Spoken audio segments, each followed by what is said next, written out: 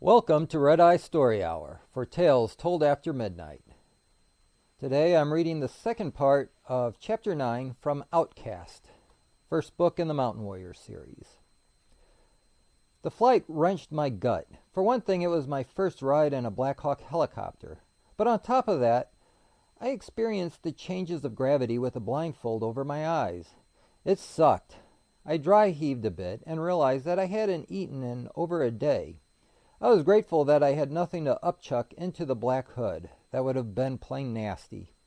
After 15 minutes of flying, Don pulled the hood off of my head. I blinked a few times as I got used to the light. A soldier in a biohazard suit and one of those bird masks manned a pretty heavy-looking machine gun that was pointed out the cargo door. His goggled eyes peered out over the terrain and had no interest in me. The pilots were unseen behind a cabin wall. I had read that Black Hawk helicopters can fly over 150 miles an hour. I guessed that I was at least 30 miles from the border. Having barely covered 2 miles on the mountainous terrain on foot, I knew that sneaking back was not an immediate option, especially considering that I had no idea which direction to head. Don took off the handcuffs and handed me a pair of headsets. I placed them on. He then handed me the handcuffs with the keys. I could hear his voice clearly over the earpieces. "Keep the cuffs. You might be able to use them as barter. It's a different world down there." I pocketed the cuffs and the keys. He spoke to me for a few minutes, sharing some survival tips and ideas on how to deal with the locals. He actually seemed fairly fatherly in his advice, as if he truly wanted me to succeed. He told me that Tommy would send a drone out on occasion to pick up the computer chip with the footage that I recorded, as well as dropping off gifts for me. That would be the extent of our communication. He specifically warned me not to approach a drone that didn't approach me.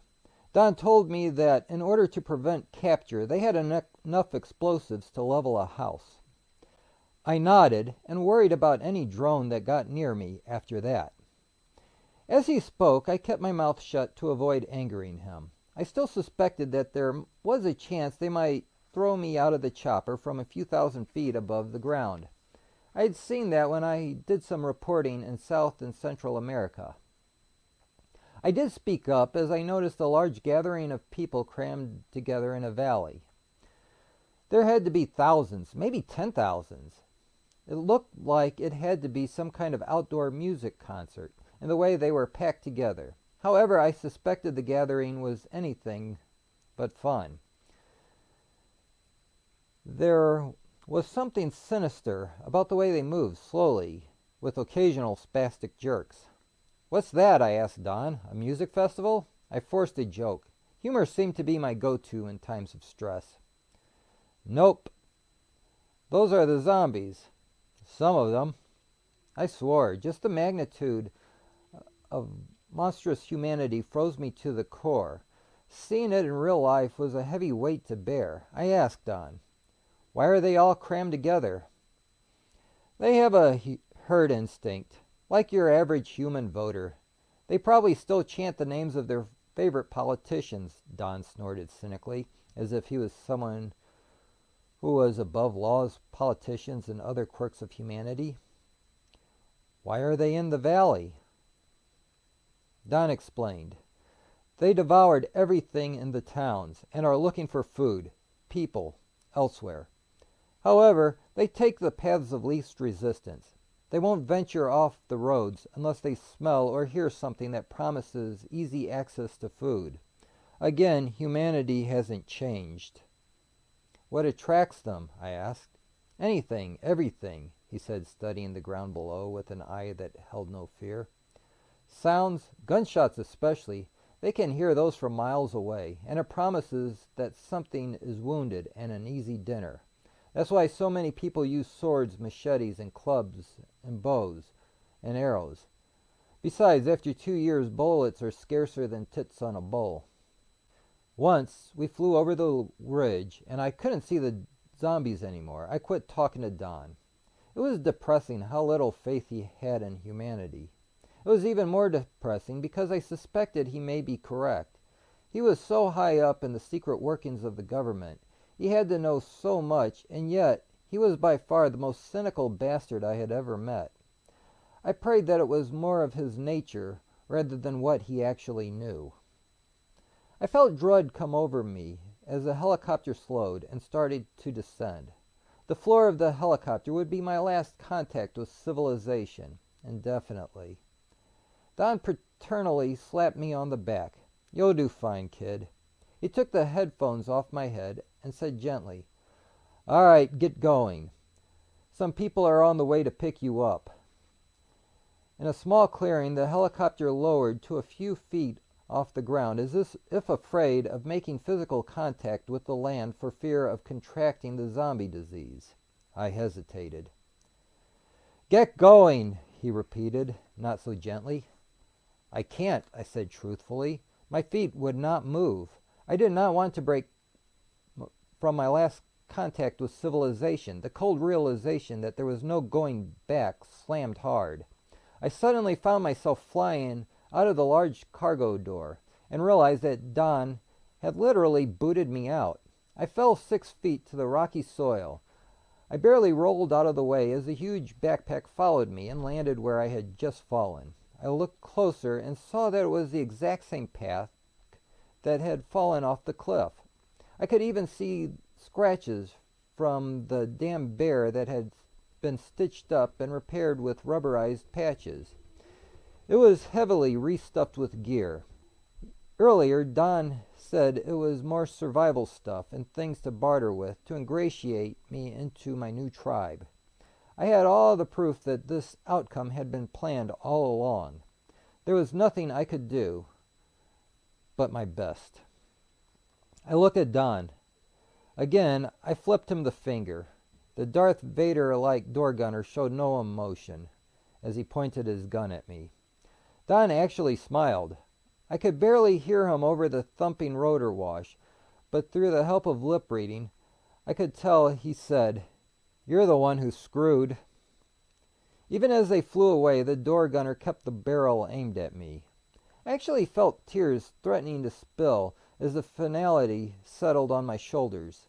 The scheme that I dreamed up, the one that was supposed to help me live my life to my full potential, had in effect just ended it. I pushed aside my self-pity. I had to start thinking like a survivor, and also like a journalist. Not just for my immediate survival, but my documentation would give me a bit of immortality. But first, I had to survive. For a moment, however, I stood watching the chopper leave. Anger replaced my fear once I was beyond the range of the machine gun. Then a numbness hit me as the Black Hawk formed into a soundless black dot on the horizon. I felt the darkest, hopeless doom. It was when both sight and sound of the helicopter were gone that the oppressive reality hit me. They weren't coming back. I should have done something worth getting shot over. But I realized this exile was all planned in advance. Only 3 people knew about my crime of crossing the border, and they all had prior knowledge of the plan. This exile was not out of mercy, even though I had my livelihood in the backpack, everything I needed for making the documentary. Even if it was the most kick-ass documentary ever, I would never get to enjoy the rewards in a civilized world. Tommy was lying when he said that he would get me a reprieve in a year or so. I knew it. I was officially dead. I just didn't eat the brains of the living like the real zombies, at least not yet.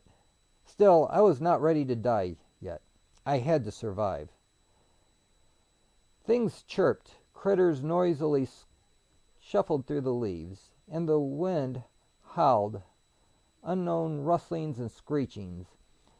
I even thought I heard some very distant, mocking laughter. However, I had a hard time hearing between my thundering heartbeat, rapid breath, and my feet crunching on the leaves as I kept looking around for the source of the noises. Spinning in a circle on a forested mountaintop like a demented scene from The Sound of Music. I was later told that's indeed what I looked like. I finally caught my breath and quit moving for a moment and just listened. Somewhere in my mind, I knew that what I was hearing was a large animal. It wasn't just a rustling through the leaves. Rather, it was a singular, heavy crunch of leaves, then a brief pause, and another crunch. Like the night before when I heard the bear approach my tent. I could feel my skin get a cold, sweaty sheen as I turned to look. I didn't have my bear spray handy. I jumped and screamed and fell to the ground when I heard something whistle over my head and saw an antlerless deer shoot away through the woods. An arrow shot over its back. I lay there looking to my left as it disappeared. I then whipped my head to the right as I heard the noisy thrashing through the leaves like I did the day before when I couldn't find the source. I screamed again as a squirrel charged straight into my face. The animal stopped inches away. It stared at me in shock and then ran the other way in a bolt of brown and red fur. I screamed again and jumped to my feet. I realized that the mysterious terror of the day before was simply a squirrel. That is what made that thrashing sound in the leaves. I felt like a dunce. I was about to breathe a sigh of relief, but I caught my breath as I remembered the errant arrow that had whistled above my head.